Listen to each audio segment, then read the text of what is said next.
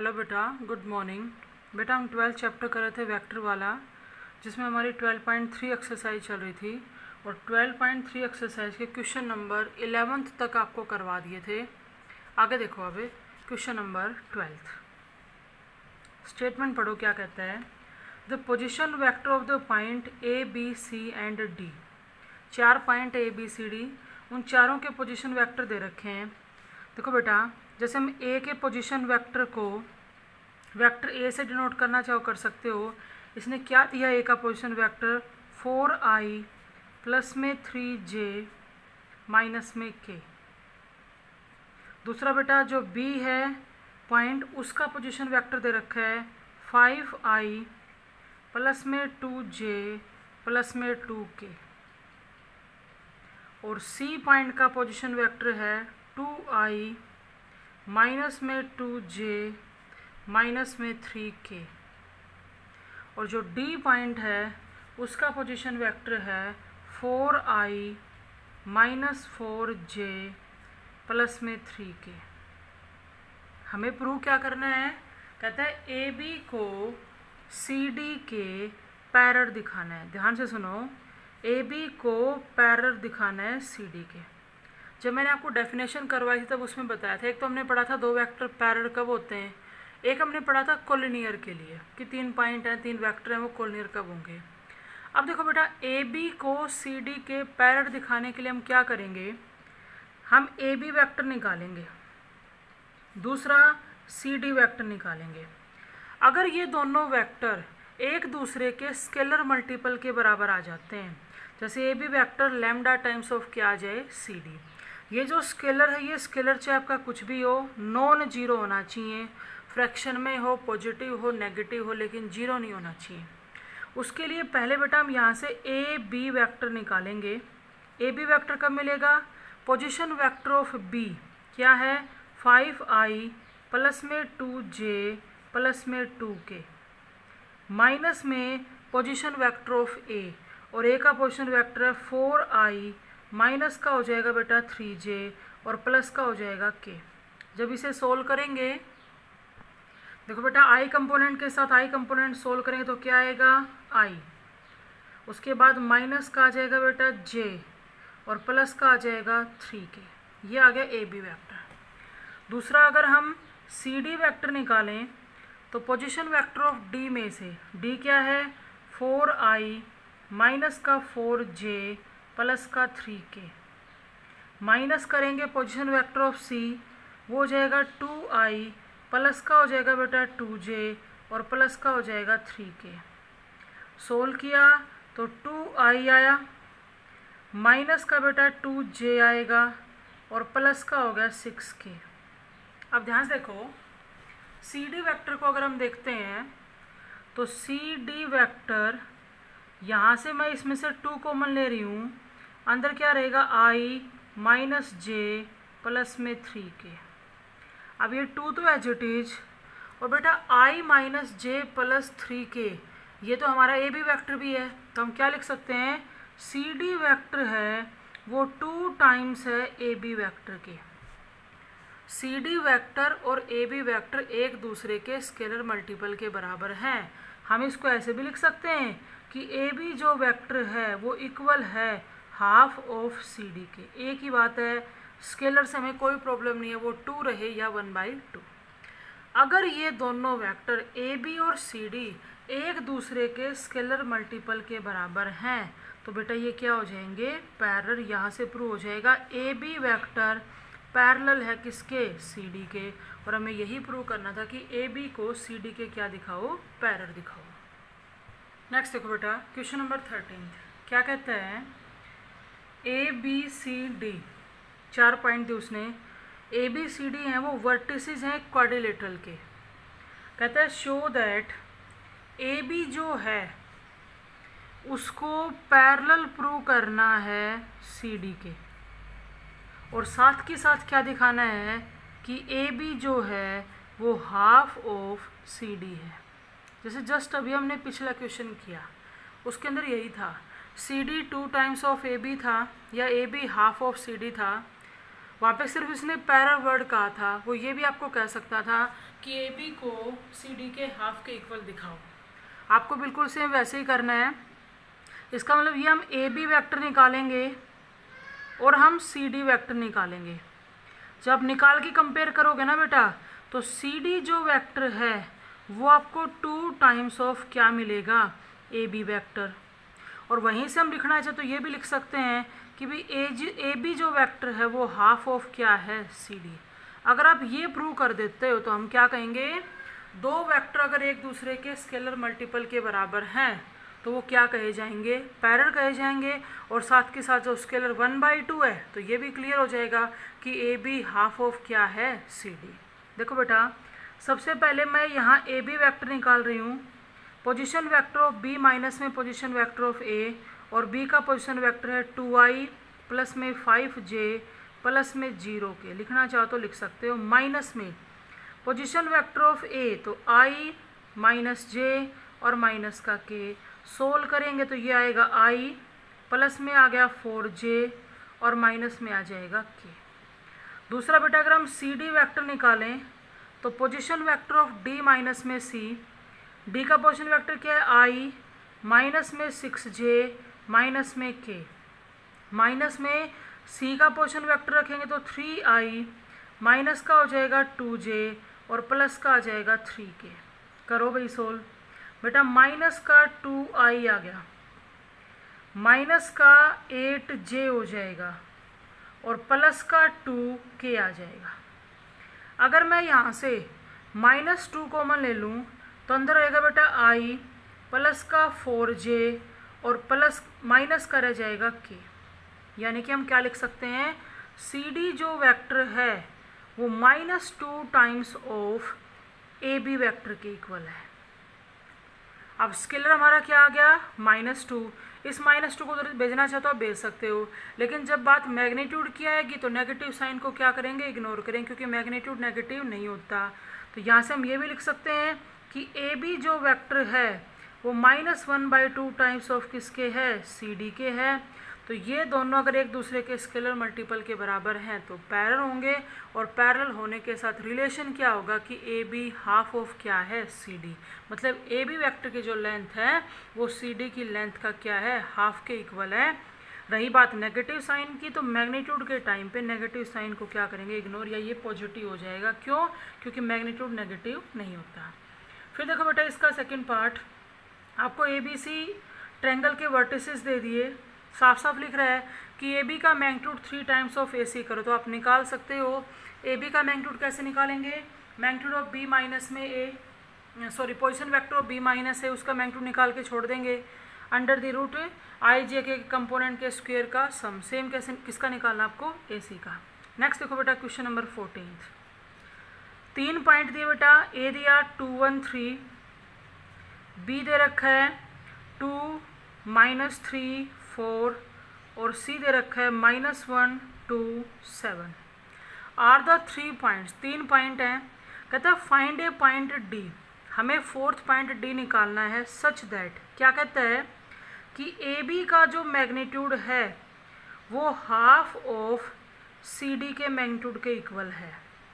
साथ के साथ क्या कहता है कि ए बी जो है वो सी डी के पैरेलल है।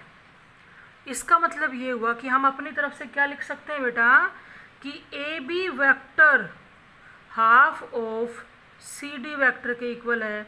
या फिर आप यहाँ से यूँ लिख दो, क्या सी डी जो वैक्टर है वो 2 times of A B vector है। ये हमारे पास गिवन है।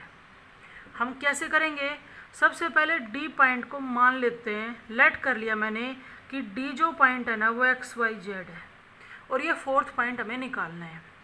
अगर यहाँ से मैं सी डी वैक्टर लिखूँ एक्स वाई जेड जो हमने डी माना है उसकी हेल्प से, तो क्या लिखा जाएगा, position vector of D minus में पोजीशन वेक्टर ऑफ सी। तो बेटा क्या आ जाएगा, देखो x minus minus plus x plus 1i आएगा, प्लस में y माइनस में 2j आ जाएगा, और प्लस में z माइनस में 7k आ जाएगा। ये आ गया C D equal to 2 times of A B लिखो भाई। Position vector of B minus है तो 2 माइनस, सीधा लिख देते हो, 2 - 2 करेंगे तो बेटा ये तो आएगा 0i, माइनस का 3 माइनस का 1 तो माइनस का 4j हो जाएगा, और 4 माइनस में 3 प्लस का k आ जाएगा।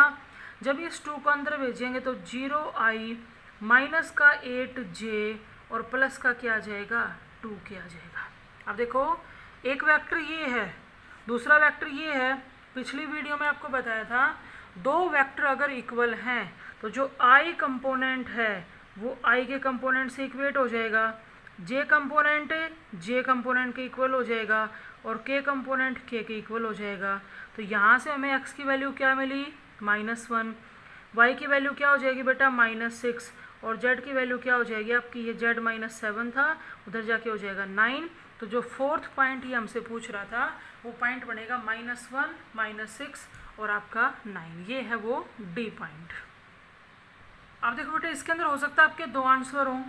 दो आंसर होने का मतलब क्या है कि एक दूसरे, जैसे अभी हमने पीछे किया था बेटा, ए बी जो वेक्टर था वो -1/2 ऑफ सी डी आया था, यानी कि हम इसको दो केस प्लस माइनस के साथ सोल्व कर सकते हैं, क्योंकि हो सकता है ये जो स्केलर 1/2 की बजाय -1/2 भी हो, लेकिन मैग्नीट्यूड के टाइम पे हम उस नेगेटिव साइन को क्या कर देते हैं, इग्नोर।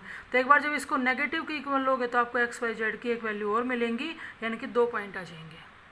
नेक्स्ट देखो बेटा क्वेश्चन नंबर 15 में क्या कहता है, एक ट्रायंगल के जो वर्टिसेज हैं उनके पोजीशन वेक्टर दे रखे हैं, ट्रायंगल को इक्विलेटरल शो करना है। आप कर सकते हो, जैसे बेटा एक साइड क्या हो जाएगी उसकी ए बी, क्या करना ए बी वैक्टर निकालना position vector of B minus A से, उसके बाद दूसरी साइड बी सी, और तीसरी साइड सी ए कहो या ए सी कहो। ये हमें बताइए अभी इक्विलेटरल दिखाने के लिए हमें करना क्या है, ट्रायंगल की तीनों साइड की लेंथ को क्या दिखाएंगे, सेम दिखाएंगे। तो आपने ए बी वैक्टर निकाल लिया position vector of B minus A से, उसके बाद हम ए बी वैक्टर का मैग्नीट्यूड निकाल लेंगे, कंपोनेंट के स्क्वायर के सम का रूट। सेम बेटा हमने जो बी सी वैक्टर निकाला है यहाँ से बी सी का मैग्नीट्यूड निकालेंगे और सी ए का मैग्नीट्यूड निकालेंगे। जब आप चेक करोगे ना तो ये तीनों लेंथ अगर आपको सेम मिले तो ट्रायंगल इक्विलेटरल है, और तीनों सेम मिलेंगे, क्योंकि इसने हमें ये नहीं कर रखा कि चेक करो, ये कहता है इक्विलेटरल है, सिर्फ क्या करो, शो करो। उसके बाद देखो बेटा इसका 16th सेम ऐसा ही है, ट्रायंगल के तीनों वर्टेक्स के कोऑर्डिनेट दे रखे हैं, एबीसी ट्रायंगल को आइसोसेलेस प्रूव करना है। तो आप इसी तरह से तीनों साइड निकालना, तीनों साइड के पोजीशन वेक्टर निकालने के बाद जब मैग्नीट्यूड निकालोगे इन तीनों में से कोई दो आपको सेम मिलेंगे। ट्रायंगल की किन्हीं दो साइड की लेंथ अगर सेम आ जाती है तो प्रूव हो जाएगा वो ट्रायंगल क्या होगी, आइसोसेलेस। तो ये है बेटा आपकी 12.3 एक्सरसाइज। 15, 16 आप अच्छे से कर सकते हो। नेक्स्ट देखो बेटा अगली एक्सरसाइज शुरू करते हैं, जिसमें आपका मेन फॉर्मूला है बेटा सेक्शन फार्मूला। सेक्शन फार्मूला हम पीछे पढ़ चुके हैं, 11th क्लास में पढ़ा है हमने। डिस्टेंस वाले टॉपिक में जो 3D वाला टॉपिक था उसके अंदर पढ़ते थे हम section formula, mid point formula. आज हम वेक्टर के अंदर पढ़ रहे हैं। देखो बेटा आपके पास 2 पॉइंट हैं, एक तो ए और दूसरा है बेटा बी, ठीक है। ओ हमने ले लिया बेटा ओरिजिन के लिए। ए का जो पोजीशन वेक्टर है वो ले रहे हैं वेक्टर ए, बी का पोजीशन वेक्टर लेंगे वेक्टर बी। हमने क्या किया, ओ ए को मिला दिया और ओ बी को मिला दिया। ए बी आपकी एक लाइन है, ए का पोजीशन वेक्टर वेक्टर ए ले लिया, बी का पोजीशन वेक्टर जो है वो हमने ले लिया वेक्टर बी। हमें सेक्शन फॉर्मूला लगाना है क्या, कि सी कोई भी पॉइंट है जो इस ए बी लाइन पे लाई करता है। हमें ये बताना है कि सी का पोजीशन वेक्टर क्या होगा अगर सी इस ए बी लाइन को m/n में डिवाइड करता है।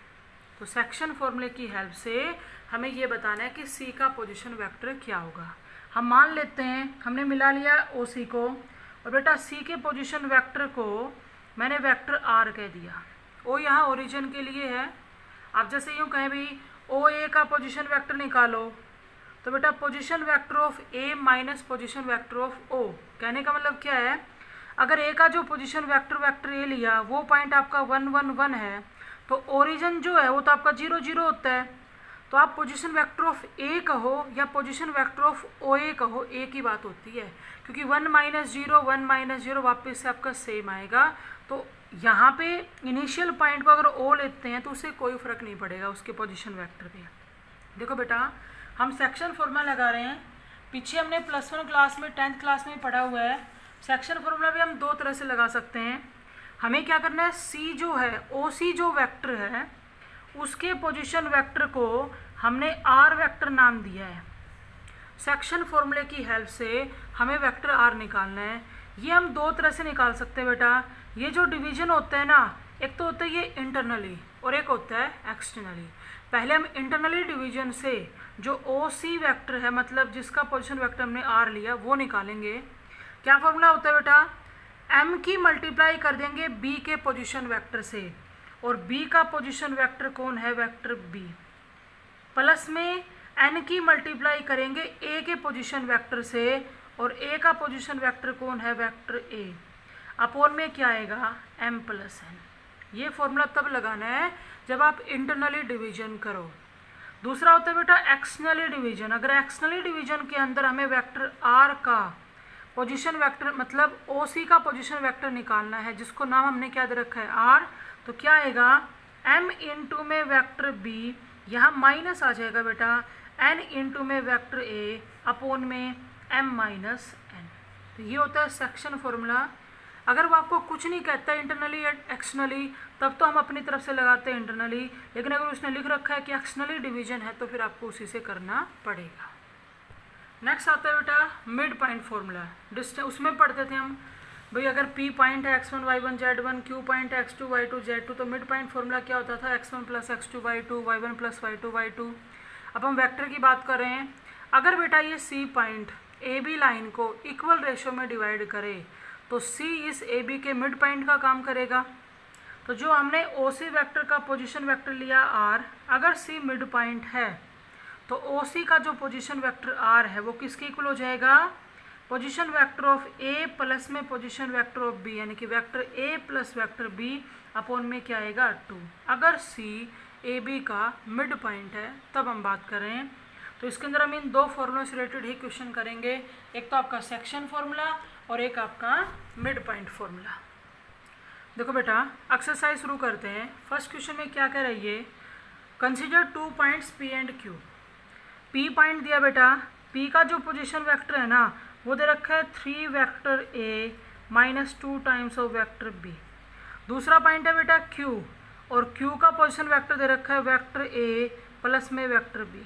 ध्यान से सुनो क्या कहता है, find the position vector of a point R। जैसे PQ लाइन पे कोई पॉइंट लाई कर रहा है R, हमें उसका पोजीशन वेक्टर निकालना है, और ये R इस PQ लाइन को 2:1 में डिवाइड करता है। दोनों तरह से कह रखा है बेटा, इंटरनली भी और एक्सटर्नली भी। मैंने क्या किया, O ओरिजिन के लिए ले लिया, OP को मिलाया, OP का पोजीशन वेक्टर आपका क्या है, 3 times of vector A - 2 times of vector B। OQ को मिलाया, जिसका पोजीशन वेक्टर है vector A plus vector B, और बेटा OR को मिला दिया। मान लेते हैं OR का पोजीशन वेक्टर वेक्टर R है। तो ये बताओ, जब इंटरनली डिवीजन से OR वेक्टर हम निकालेंगे तो क्या लिखा जाएगा बेटा, देखो M का काम कौन कर रहा है, 2 इंटू में पोजीशन वेक्टर ऑफ Q, तो क्या लिखा जाएगा, 2 times of vector A plus में 2 टाइम्स ऑफ वेक्टर B हो गया, प्लस 1 की मल्टीप्लाई P के पोजीशन वेक्टर से करेंगे तो 3 times of vector A minus में 2 times of vector B upon में M प्लस N, यानी कि 2 + 1 क्या आ जाएगा, 3। करो सोल्व। यहाँ से आएगा बेटा 5 टाइम्स ऑफ वेक्टर A, और 2b से 2b आपका कैंसिल हो जाएगा, अपॉन में आएगा 3। तो इंटरनली डिवीजन से OP जो OR जो वेक्टर है उसका पोजीशन वेक्टर हो जाएगा 5/3 वेक्टर A। अगर हम एक्सटर्नली डिवीजन से करेंगे बेटा तो यहाँ पर हमें क्या लेना पड़ेगा, माइनस। अगर यहाँ माइनस आएगा तो फिर ये किसका हो जाएगा, प्लस का। यानी कि एक्सटर्नली डिवीजन से जो R वेक्टर होगा ना वो माइनस का तो आएगा वेक्टर A, क्योंकि माइनस का 3A प्लस का 2A, और बेटा प्लस का हो जाएगा 4B, और डिवाइड में 2 - 1 तो वो आपका आएगा 1। यानी कि एक्सटर्नली डिवीजन से जो OR वेक्टर है उसका पोजीशन वेक्टर क्या होगा, माइनस वेक्टर A प्लस में 4 टाइम्स ऑफ वेक्टर B। बेटा इसका जो सेकंड पार्ट है वो बिल्कुल सेम है, आप खुद कर सकते हो। 2:3 दे रखा है, इंटरनली और एक्सटर्नली इसने दोनों से पूछ रखा है। उसके बाद देखो सेकंड क्वेश्चन, कहते हैं find the position vector of a point R which divide the line joining the point. वैसे आपको पी और क्यू दो पॉइंट दे दिए, दोनों के पोजीशन वेक्टर दे दिए, हमें आर का पोजीशन वेक्टर निकालना है। साफ साफ लिख रहा है एक्सटर्नली डिवीजन से निकालना है, और उसने रेशियो क्या दे रखा है बेटा 1:2। उसके बाद कहता है also show that P is the mid point of the line segment R Q. सबसे पहले तो सुनो बेटा, पी जो पॉइंट है उसका पोजीशन वेक्टर है बेटा 2 times of vector A plus में वेक्टर बी, और क्यू जो है उसका पोजीशन वेक्टर है वेक्टर ए माइनस में 3 टाइम्स ऑफ वेक्टर बी। कहते हैं पी क्यू लाइन पे एक पॉइंट लाई करता है आर, वो इसको 1:2 में क्या करता है डिवाइड करता है। एक्सटर्नली डिवीजन है बेटा, एक्सटर्नली डिवीजन का हमें फॉर्मूला तो पढ़ रखा है। एक्सटर्नल डिवीजन का मतलब क्या है कि हमने डायग्राम भले ही ऐसे बना लिया हो, लेकिन पी और क्यू बाउंड्री पे होने की बजाय पी और क्यू में से कोई एक पॉइंट तो लाइन पे अंदर लाई करता है, आर बाहर की साइड लाई करेगा। ठीक है, ओ हमने ओरिजिन के लिए ले लिया, ओ पी को मिला दिया, ओ क्यू को मिला दिया, ओ आर को मिला दिया। अगर एक्सटर्नली डिवीजन से हम ओ आर का पोजीशन वेक्टर निकालें, जिसको नाम दे दिया मैंने वेक्टर आर, तो क्या आएगा बेटा 1 की मल्टीप्लाई वेक्टर ए माइनस में 3b से कर दी, माइनस ये मल्टीप्लाई करेंगे 2 से तो 4 times of vector A minus 2 times of vector B upon में 1 - 2 आएगा।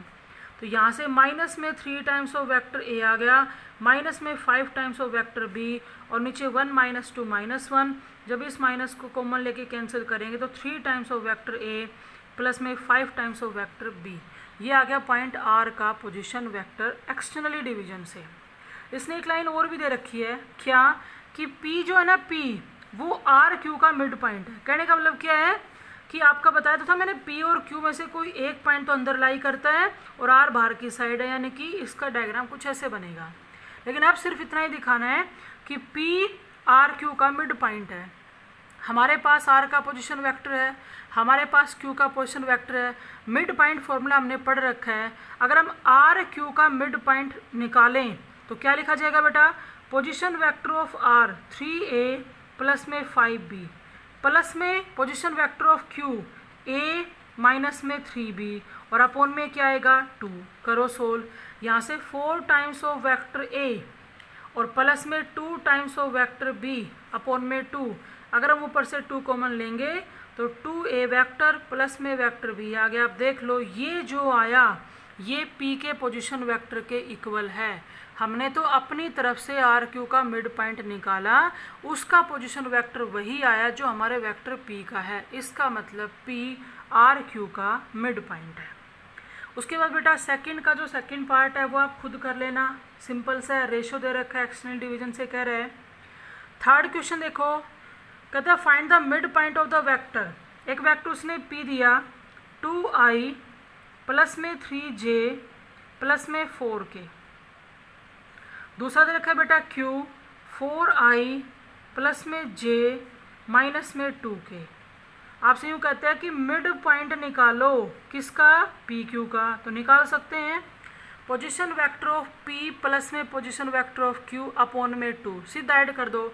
2i प्लस में 4i क्या हो जाएगा 6i, 3j और प्लस में j क्या आएगा 4j, और प्लस में आएगा 2k, अपॉन में 2 से डिवाइड करेंगे तो बेटा ये आएगा 3i प्लस में 2j प्लस में k। ये आएगा मिड पॉइंट फॉर्मूले से, मिड पॉइंट फॉर्मूला यानी कि पी क्यू का जो मिड पॉइंट है उसका पोजीशन वेक्टर। नेक्स्ट देखो बेटा फोर्थ, कहता है show that the points A B C, उसने पॉइंट दे दिए कोलिनियर हैं। कोलिनियर हम सेकंड एक्सरसाइज में भी कर चुके, ए बी निकालेंगे बी सी निकालेंगे। आगे क्या कहता है, एंड फाइंड द रेशो इन विच। अब ऊपर वाले क्वेश्चन के अंदर क्या था कि रेशो दे रखा था, हमसे ये पोजीशन वेक्टर पूछता था कि भी उस पॉइंट का पोजीशन वेक्टर बताओ जिसने पी क्यू लाइन को 1:2 में डिवाइड किया।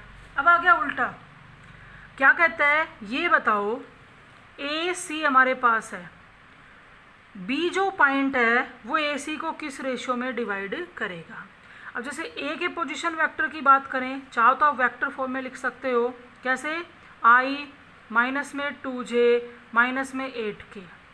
बेटा सी का जो पोजीशन वेक्टर है वो है 11i प्लस में 3j प्लस में 7k, और बी का पोजीशन वेक्टर हमारे पास है क्या 5i प्लस में 0j माइनस में 2k। ये तो ये पूछ रहा है कि ये बताओ बी ने AC लाइन को किस रेशियो में डिवाइड किया, तो ऐसे केस में हम क्या मान लेंगे k रेशियो 1 में डिवाइड किया। कुछ नहीं कह रहा इंटरनली एक्सटर्नली, तो हम हमेशा अपनी तरफ से इंटरनली डिवीजन लेंगे, यानी कि सेक्शन फॉर्मूले की हेल्प से एक तो बी का पोजीशन वेक्टर हमारे पास है और एक हम निकाल लेंगे यहाँ से।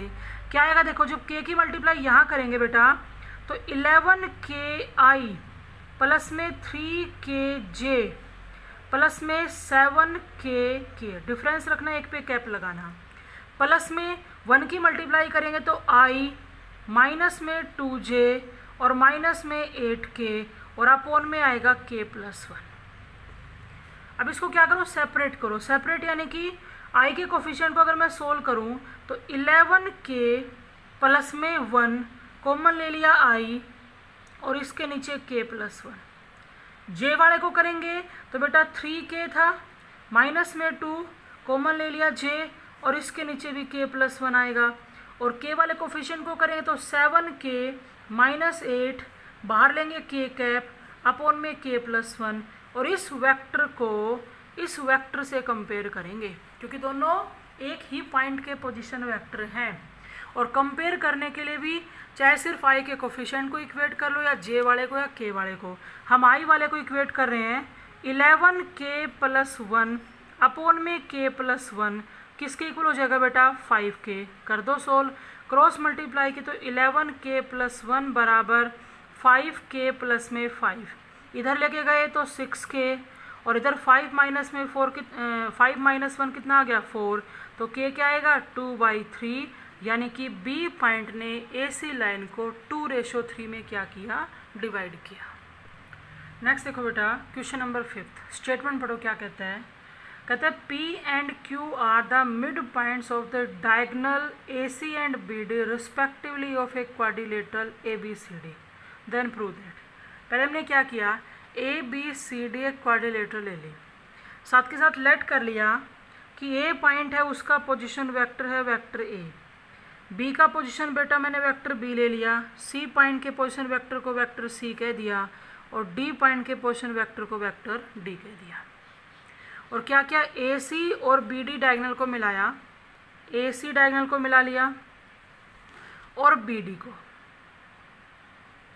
ध्यान से सुनो क्या कहते हैं, P और Q क्या दे रखे उसने, मिड पॉइंट है डायगोनल AC और BD के। इस पॉइंट की बात नहीं हो रही है, ये जो हमारा पॉइंट है इंटरसेक्टिंग पॉइंट है, एक बार इसको छोड़ दो। अगर हमें बेटा AC डायगोनल पे जो मिड पॉइंट है, AC डायगोनल पे मिड पॉइंट मैंने P ले लिया, जैसे लगा लो इस AC का मिड पॉइंट यहाँ हो P, तो P का पोजीशन वेक्टर अगर हमें निकालना है तो P का पोजीशन वेक्टर क्या होगा, position vector of A plus में position vector of C upon में 2, मिड पॉइंट फॉर्मूला लगाया है। साथ के साथ जो BD डायगोनल है उसका मिड पॉइंट हमने Q ले लिया, जैसे ये BD है, मिड पॉइंट लगा लो यहाँ से क्या है, नाम दे दिया मैंने Q, तो Q का पोजीशन वेक्टर क्या आएगा बेटा, position vector of B plus में position vector of D upon में क्या आ गया 2। ठीक है अभी, अब हमें जो प्रूव करने के लिए दे रहा है ना वो सुनो ध्यान से।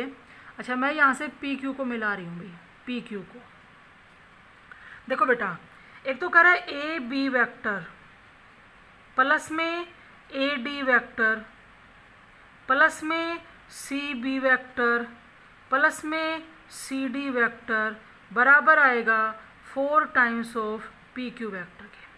पहले इसने दिया वेक्टर AB, अगर मैं यहाँ AB वेक्टर लिखूँ तो position vector of B minus A लिखा जाएगा, इसी में कर लेते, दोनों साइड को साथ लेके चल पड़ते हैं, position vector of B minus A plus अगर AD वेक्टर लिखूँ तो position vector of D minus में पोजीशन वेक्टर ऑफ A आएगा, प्लस अगर CB, किसकी बात हो रही है CB की, अगर CB लिखो तो position vector of B minus में पोजीशन वेक्टर ऑफ C आएगा, प्लस में अगर CD लिखेंगे तो position vector of D minus में पोजीशन वेक्टर ऑफ C। हम इसको सोल्व कर लेते हैं। देखो बेटा, सोल्व कर रहे तो कैंसिल आपका कुछ भी नहीं हो रहा। हमारे पास क्या आया, 2 times of vector B plus का 2 times of vector D, minus में 2 टाइम्स ऑफ वेक्टर ए और माइनस में 2 टाइम्स ऑफ वेक्टर सी। एक बार इसको यहीं छोड़ दो। अगर हम बेटा पी क्यू निकालें, ध्यान से सुनना, पी क्यू, तो पी का पोजीशन वेक्टर भी हमारे पास है, क्यू का पोजीशन वेक्टर भी हमारे पास है। कैसे निकालेंगे, position vector of Q minus में पी से। तो बेटा क्यू का पोजीशन वेक्टर क्या है, वेक्टर बी प्लस में वेक्टर डी अपॉन में 2, माइनस में पी का क्या है, वेक्टर ए प्लस में वेक्टर सी अपॉन में 2। अगर यहाँ एलसीएम लेके सोल्व करते तो एलसीएम क्या आएगा, 2। तो पोजीशन वेक्टर बी प्लस में vector D minus vector A और माइनस में वेक्टर सी, यानी कि हमारे पास half of vector B plus vector D minus vector A minus vector C. अभी बताओ, लेफ्ट साइड तो हम सोल्व कर चुके, राइट साइड के लिए तुम्हें पी क्यू के पोजीशन वेक्टर का 4 टाइम्स करना है। बेटा जब तुम इसका 4 टाइम्स करोगे तो 2 से 2 कैंसिल होने के बाद 2 times of vector B plus में vector D minus vector A और माइनस वेक्टर सी आएगा कि नहीं आएगा। और जब यहाँ से भी तुम 2 कॉमन लोगे तो लेफ्ट हैंड साइड इक्वल हो जाएगी राइट हैंड साइड के, और यही हमें क्या करना है, प्रूव करना है। नेक्स्ट देखो बेटा, क्वेश्चन नंबर 6, स्टेटमेंट पढ़ो क्या कहता है। कहता है prove that the line joining the mid point of 2 side of A triangle. एक ट्रायंगल है, उसकी 2 साइड के मिड पॉइंट को मिलाने से जो हमने एक तीसरी लाइन ड्रॉ की, वो तीसरी लाइन ट्रायंगल की तीसरी साइड के पैरेलल होगी और उसके हाफ के क्या होगी, इक्वल होगी। हम मान लेते हैं कि ए बी साइड पे एक पॉइंट है बेटा डी और ए सी साइड पे पॉइंट है ई।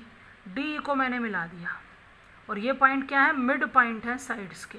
10th में भी आप ये थ्योरम पढ़ते थे, बेसिक प्रोपोर्शनलिटी थ्योरम।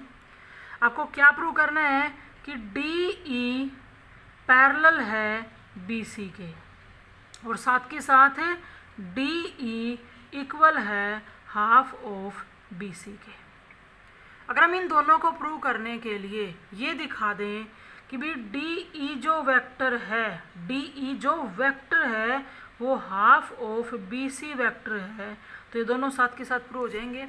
एक वेक्टर अगर दूसरे वेक्टर के स्केलर मल्टीपल के बराबर है तो पैरेलल होंगे, और वो स्केलर अगर 1/2 है तो ये भी आ जाएगा कि डी ई हाफ ऑफ क्या है, बी सी।